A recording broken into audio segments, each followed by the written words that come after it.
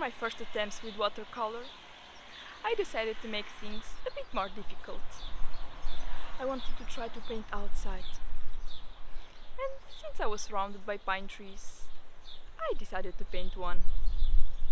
The problem was that the pine tree I liked the most was not ours, it was growing in the neighbor's front yard.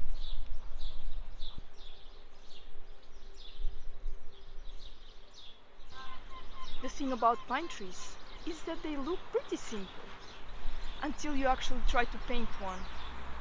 Then you realize they are basically thousands of tiny needles pretending to be a tree. I spent a surprising amount of time just trying to figure out where to start. At first I thought that the difficult part would be the painting. But before I could paint anything, I had to understand what I was looking at. The branches, the shadows, the shape of the tree.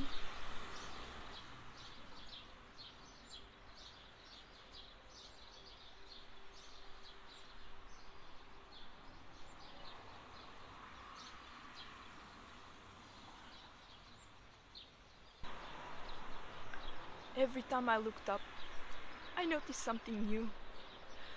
I've seen pine trees my whole life, but I've never looked at one this closely. At this point, I had a plan. Watercolor had a different plan. Some things worked, some things definitely didn't. And at some point I decided to stop trying to control everything, which was probably the right decision.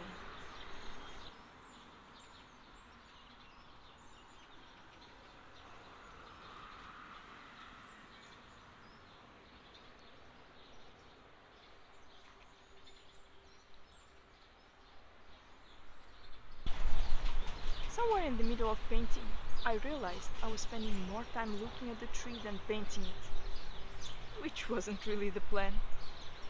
But the longer I sat there, the more details I noticed.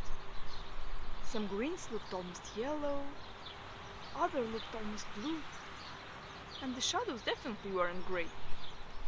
I've probably walked past the trees like this thousands of times, and somehow never really paid that much attention to them. Does it look exactly like the pine tree? I don't think so. But it looks enough like a pine tree to me that I know which one it is. So let's call it a success. And I have to admit, I have a new appreciation for people painting trees, especially pine trees.